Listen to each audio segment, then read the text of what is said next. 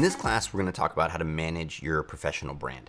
And that's going to really help you think about how you put your identity out in the world and how it grows your career. The agenda for this class is going to cover a little bit of our approach and how we think about it and kind of Teal's way. And then we're going to talk about achievements. Achievements, at the end of the day, are the proof that you've got abilities. And we feel strongly that abilities are the currency of careers. We get hired for our abilities, and achievements is how we prove we've got those abilities. Then there's your blurb. Your blurb is your pitch. What is your concise way of talking about who you are and what you want to do? Then LinkedIn, probably the most powerful career building tool out there, and talking about how to manage that online presence. And then we'll wrap up with a summary on how we think about managing your brand more broadly and maybe some of the other things you can do outside of Teal. So with that, let's go ahead and get started. In this section, we're going to talk about Teal's approach to building and managing your personal brand. And the way we define personal brand is it's the perception of an individual based on their experience, skills, and achievement within a career field or industry. Right? And this is your brand. Think about brands like the way companies have brands. Right? It's what people say about us when we're not there. Right? That person was great to work with. That person builds great teams. That person is highly operational. That person's a great ideas person. And they've done a lot. And so that's what we want to start to think about. And it doesn't happen automatically. It happens by what we put out there, and we can take an active role in shaping that brand. And when it comes to your career and your identity and how people talk about you, it's really important that you be proactive in your approach to doing that. And core to that is how you see yourself and then how others see you. That intersection of those two things is your personal brand. And the closer you can bring them together, the better, right? What are people saying about you out in the market? How are people sharing the content you're producing? How are people passing along your resume? How are people making introductions? That is all part of your personal brand. And we really want to focus on the way you curate that and that you get the most out of it. And so we see there being three core components that we're going to cover in this class on how to curate and manage your personal brand. It's your achievements and the things you've done and how you articulate them in a way that provide proof that you've done them. Then your pitch, your blurb, right? Oftentimes when you're going to ask for an introduction or make a reference or a referral, it's what people are going to see. It's your elevator pitch for yourself.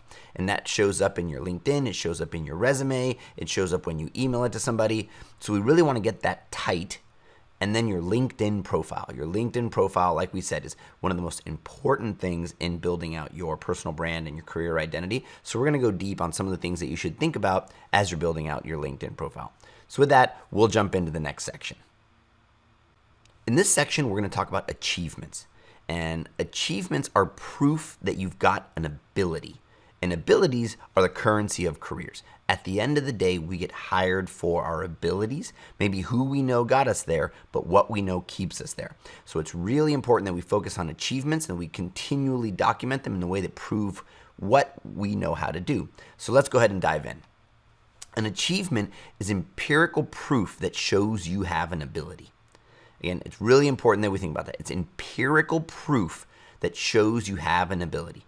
Right? Because oftentimes it's your word against theirs. So you need to make a convincing case that you know how to do these things that you are saying you know how to do. And achievements are the way to do that.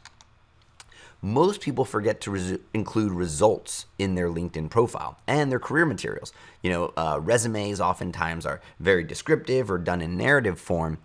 And we need the results. We need to show the impact of our work on the business. How did the company grow? How did the company prosper? How did the company do better as a result of the work that we did? And we need to show that empirically. And so it's really important that we think about the results. And a lot of times we'll hear people say, well, the work I did wasn't measurable.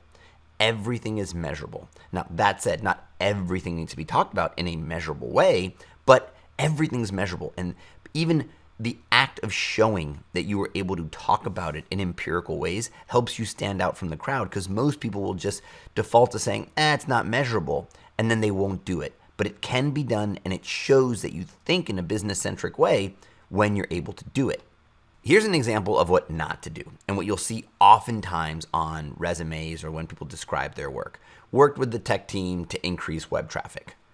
Okay, like what was your involvement in it? What did you do? How much did you increase it? Was it nominal? Was it pretty big? And it just doesn't say much in it. It's just kind of like a lazy way to talk about it where it's just not going to work. No one's going to believe you did it. Anyone can say this. It's incredibly generic. Now, what if you include measurable metrics and you talk about the results so you can talk about the value that you brought to the business? So something like that could say, grew engagement by 200%, which led to double the revenue in 3 months. Okay, I want to hire that person. That is a person that knows how to think about engagement. They know what part of the website traffic mattered, and they had a clear understanding of what the outcome was to the business and what they were working towards. This person lines up goals, achieves them, and can talk about them in an empirical way and their impact to the business.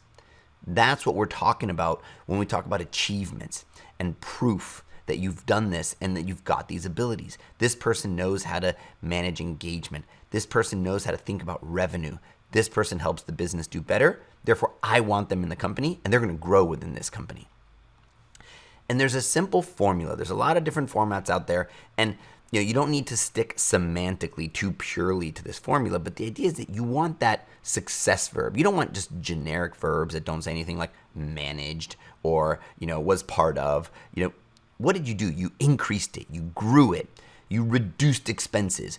What was that active success verb? Then what was the thing, the noun that you affected? What was the metric that you were measuring? And then what was that outcome, right? And you want to make sure that you include these in your achievements. So what that could look like when we go back to the achievement that we used before, grew, that's our success verb. Engagement, that's what we were working on, the what. By, metric, 200%. Right? That's substantial. Now, you want to be thoughtful about your metrics. We'll talk about that in a little bit. But you can frame metrics in a different way. So going from 1 to 3 is 200%. Grew it by 2, not that impressive. So you want to be thoughtful in your storytelling and how you use the right metrics that paint the best light, which then led to double the revenue in 3 months, right? That's the outcome. That's impressive. What was the outcome and in what time, right? It wasn't indefinite. I read this and I say, okay, this person understood what they were doing. This is a clear and concise achievement. This feels to me like they really did this. This gives me proof that they did this. This gives me confidence to hire this person. I am de-risking the hiring of me by speaking confidently and empirically about the things I've done. Right? And that's what you want to do. You want to get into the mind of thinking, I need to convince people that I've done this. They're not just going to trust me or believe me because I'm kind or I deliver it well. I need to give them proof. And so when you talk about your achievements this way, it helps build the proof that you've got these abilities. So why to include metrics? Because they help you build that proof. I just cannot stress it enough. The purpose of including metrics is to build proof that you have those abilities. We also remember numbers better. So, those things are the things that stick with us, and that's why you see numbers used so much. They're impactful. But at the end of the day, the why is because we want to build proof and we want to be memorable. So here's some examples, right? Oftentimes we'll hear, well, my category of work was not measurable and I don't know how to talk about it. So here's some examples you can look at. Say you're an event planner. You organized and sold out a charity event for 300 people and raised $500,000. Okay, that's substantial. If I was hiring for someone to run events, especially if it had to do with fundraising, that is relevant to me. I will then bridge the gaps on all the things that you needed to do to be able to achieve that, right? I will then start to infill your skills and abilities because you're showing me the outcome. Right? How about someone who's in marketing, producing email campaigns, right? A generic one might be manage the email newsletter for my company. Okay, well, what does that tell me? How impactful are you at it? How good are you at it? Well, I produced 90 emails campaigns that generated over 2 million new subscribers within 3 months. Okay, I want that person on my team, right? They're thinking about how to do this work and they've proven that they've done it before. Now that's a meaningful conversation I can have in an interview. Well, tell me about that time you did this and how did you do this, right? This excites me. This gets me curious. Okay, something that's more internal, like training, right? Why do we do training? Well, my training wasn't measurable. We just did it. Not true. Companies train people so that they either retain them or they can reduce costs because they're more knowledgeable. So talk about the business impact. Conducted compliance training for 100 plus managers virtually across 5 locations that reduce company costs by 50%. Right, there you go. Why do we do training? To save money. And we did it. And you show how you did it. Again, a meaningful conversation. How about saving money, right? In business, we're saving money or making money at the end of the day. So implemented a new payroll and tax accounting system that saved the firm $2 million in costs over 5 years. Right, if I'm applying to be in a finance department, that is core. If I'm applying to be in a procurement department, that is critical. So here's some examples of how you could articulate your achievements in an empirical way. All right, we've built a tool to help you do this. Again, the semantics you can play with, but sometimes we just need a little bit of a boost to figure out how to do it. So as part of the Teal platform, you get what we call the resume builder. It's really more focused on your achievement builder because formatting and the way you want to present your resume is really something that is highly personalized. So at the moment, we don't have technology to do that, but we really want you to document all your achievements in one place as exhaustively as possible. So we've built a tool that we call the Resume Builder or the Master Resume, and let me go ahead and show you how it works. If you go over to the Teal platform and look in the tools, you will see the Master Resume. You can either search for it or you can go right to the page. It also happens to be in the picker.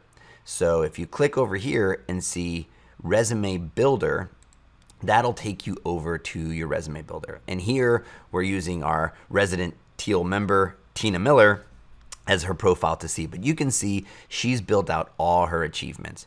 And again, this isn't going to be what she uses to apply to jobs. It is her career archive and her log of all of her successes. And you can start to build them out. So you click here and add a role. You can just type it out. You can copy and paste it from your resume. But really, what we're trying to add value with here is this achievement assistant. So if you click this, here we can use a little wizard to help us construct these achievement statements. So we'll start by picking the category. And this is a metric improvement. So what did you do? So these are these success verbs we talked about, all right? And we're going to give you a list to pick from. You can use your own, but these are a bunch to get you started. So improved, all right? And what did I improve? So given that Tina Miller's a marketer, she improved revenue, right? Now, what was the metric? And by when did you do it? So did it by, that gives me that nice little simple percentage that I can just change here. Let's say 150%. And how long did I do it? It's important that you give it that time. So did it in 6 months. Let's just go ahead and fix that. Then connect it to the action and the strategy. So what was the outcome? So what did I do? How did I do it? So I did it by, and here it's by implementing a referral platform. And so here you go. Improved revenue by 150% in 6 months by implementing a referral platform. I'll add that achievement. And there it is on my master resume. Again, this isn't formatted to the document, but you start to build these out and think of every achievement you've had. Here you can be incredibly exhaustive because later in another class, we're going to talk about how you're going to want to pick specific achievements that are relative to a job. So here you want to be as exhaustive as possible and write down all the achievements that you've done. And if it's a little redundant or if it was a little, duplicative, that's okay here because what you're going to do is you're going to edit these down later on a job by job basis. All right. So that's the master resume tool that we've got there to help you build your achievements and to push you along with a format. But again, feel free to change these. There's other formats that you can use online, but the main thing is to think about those action positive verbs, those things that you affected and what the outcome was. In this section, we're going to talk about LinkedIn. LinkedIn, love it or hate it, is one of the most powerful career management tools. Everybody is on there. They have hundreds of millions of people, and it is absolutely paramount to managing your career that you be on LinkedIn.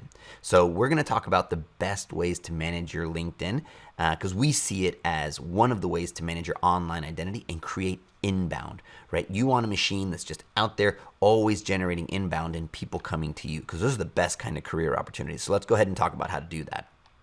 So LinkedIn is your virtual billboard to the world, right? It is a massive platform. Recruiters use it extensively on how to find talent. And what we talk about is it's one of the best ways to be found. If you're not familiar with the term SEO, it's search engine optimization, and it's oftentimes referred to Google and different search engines. But at the end of the day, LinkedIn is a search engine for people. And there are a lot of people looking to hire, looking to acquire talent on LinkedIn. And how do they do that? They search. They either search directly in LinkedIn or they use a tool called LinkedIn Recruiter that's specifically built to find talent. And so it's your job to optimize your profile so you get found, right? And how do you get found? Through words. People put in words. And so if your LinkedIn profile is sparse and not descriptive of who you are, when someone searches for a particular ability or title, you're not going to show up. And so that's really what you want to do. You want to make sure that you're showing up. And we think of LinkedIn as a wonderful inbound tool. You want hiring managers, you want recruiters, you want CEOs, you want investors finding you when they search for people. And now there's a whole another level of engagement and content production, but we're going to focus on your profile and making sure that your profile has all the things it needs to really stand out. So the anatomy of a LinkedIn profile, we're not going to go deep on every single little section, but we're going to talk about the key areas that you need to focus on. The header, the about, and the experience. All right, you want to make sure that those are tailored right. And then, you can focus on the other areas, but if you only got time to focus on these three, it's really important that you do it.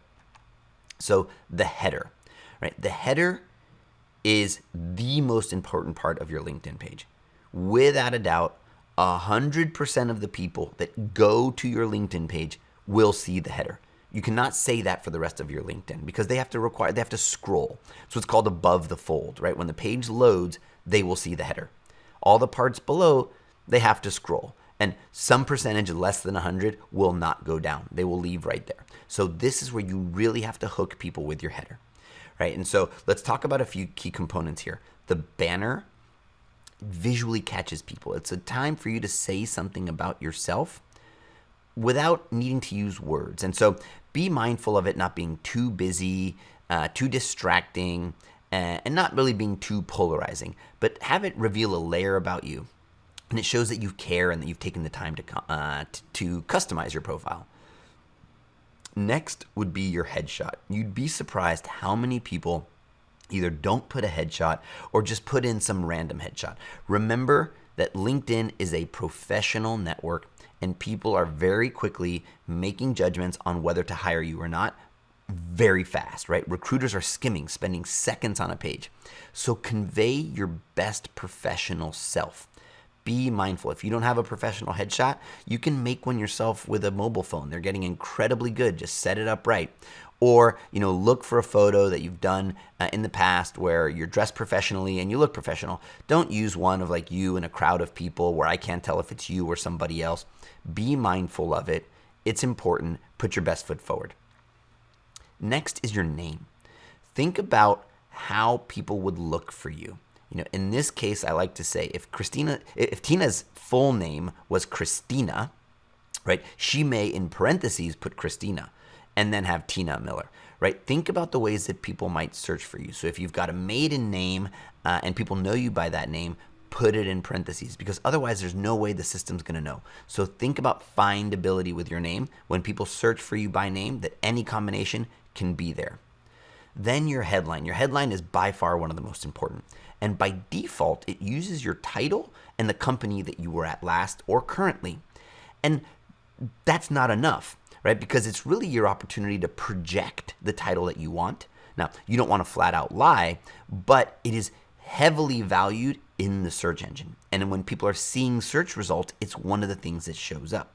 So aspiring VP or future marketing director, right? You can do things like that, but be mindful of the language. Don't do things like hire, like looking to be hired or open to work, because people don't search for those terms. There are other ways in LinkedIn Recruiter that they can do that by just checking a box if you have that on.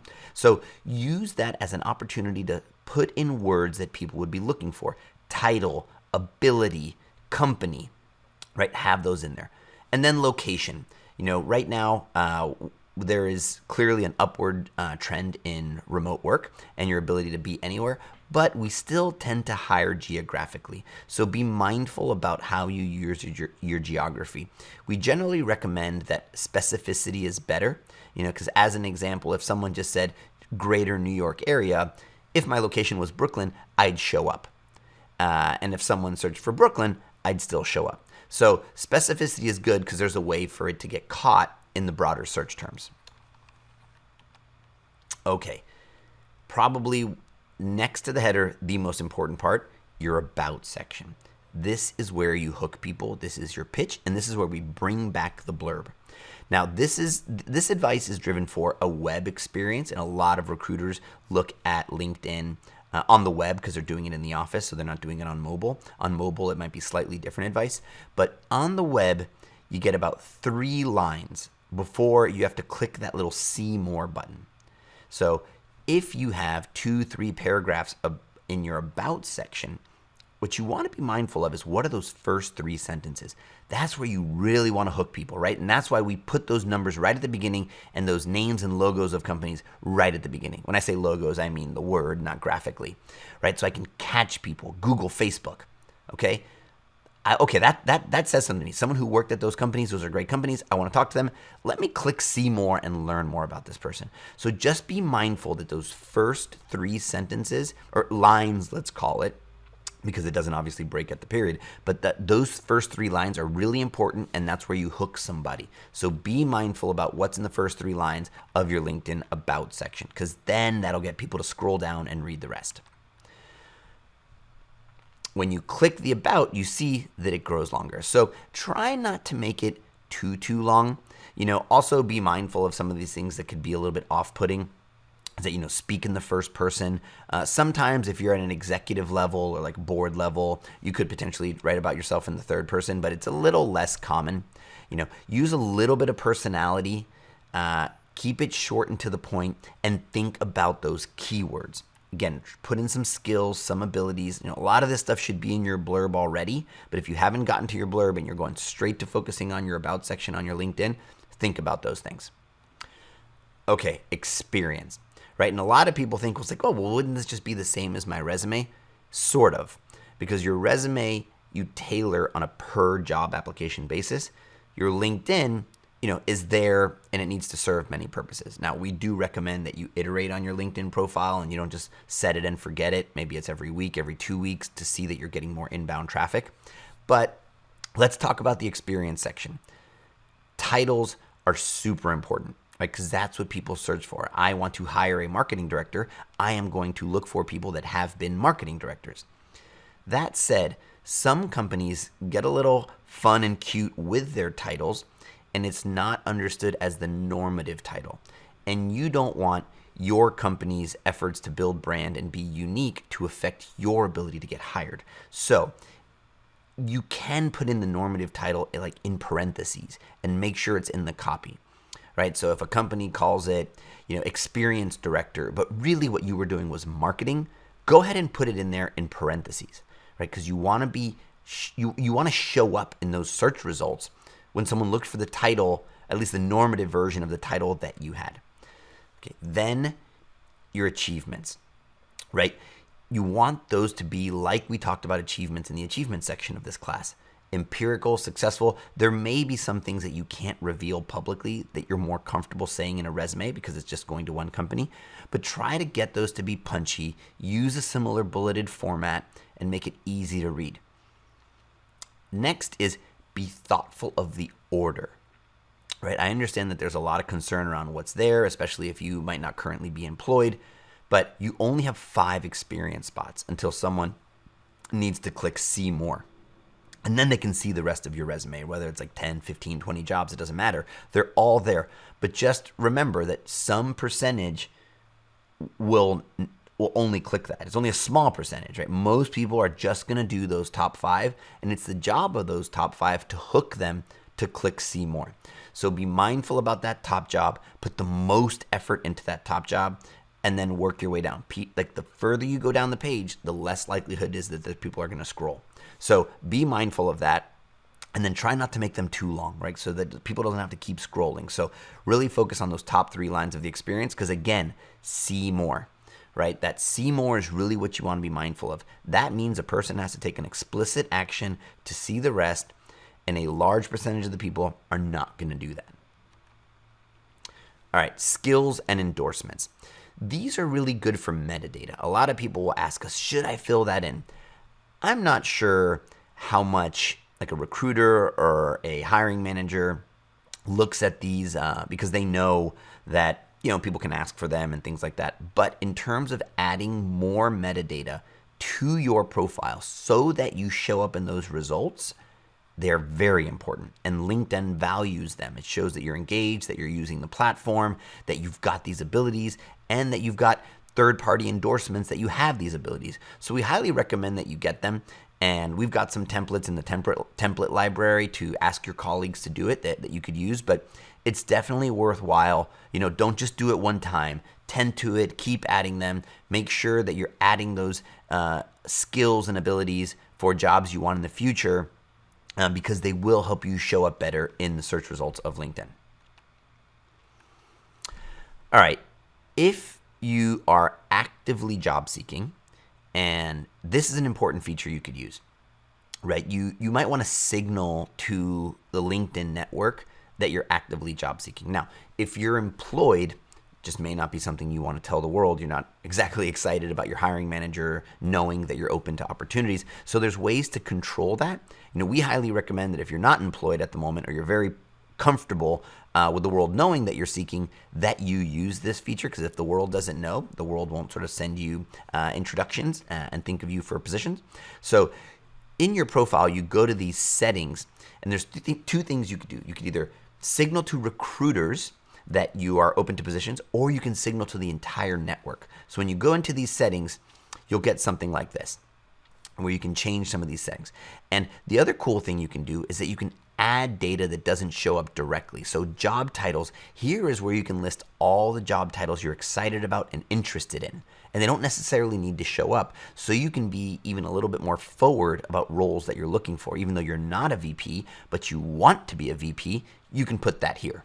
Right? That's a really cool thing about this. Then locations, also there's searching by location. If you want to add multiple locations, multiple cities, if you're open to relocating, this is a place to do that. And then information like start date, you know, and job type. Again, the more information you put into LinkedIn, the more you're going to get out of it. And then next is the open for work, right? You can either tell the whole network, which will put that green sash on your avatar, or you can have it just show recruiters. That'll be up to you. Be mindful of how you do that. Again, you know, you may, for anonymity reasons, or not want that out there if you're concerned about your current employer or colleagues knowing. So be mindful of that. But if you are, unemployed and able to tell the world, we highly recommend that you turn this on.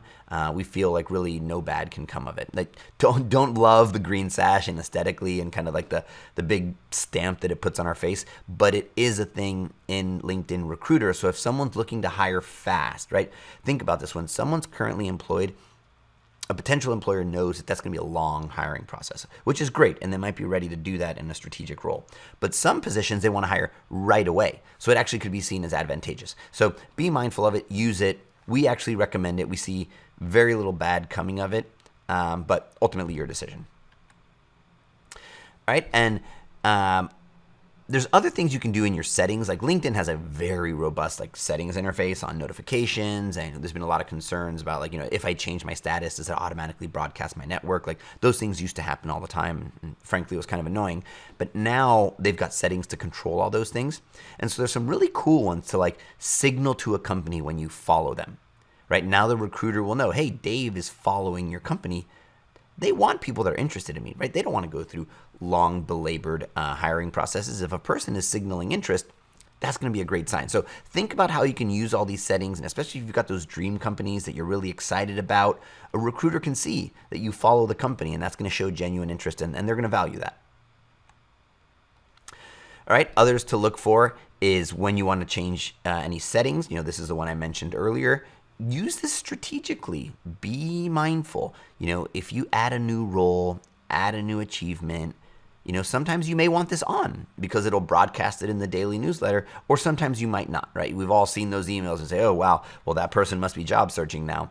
So you want to be mindful of that. Obviously, there's a ton of perception that comes with these things, but use it. Be deliberate because it can be hugely valuable. All right, and now other ways to think about the way you drive people to your LinkedIn profile, right? A lot of people have personal website, but I would say many, many more don't. And all of our social sites usually have an ability to add a website. And if we don't have one, well, what could we use? We could use our LinkedIn profile. We could drive more traffic to our LinkedIn because that becomes our online billboard. And you want to make sure that your LinkedIn profile is set to public. You can choose what to reveal on there and not.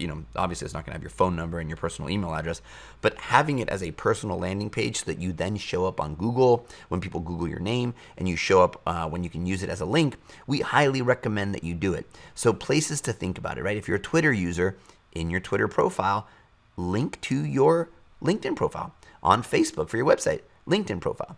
Instagram, LinkedIn profile. Right? Those are ways that you can drive traffic to your LinkedIn profile and build that personal brand.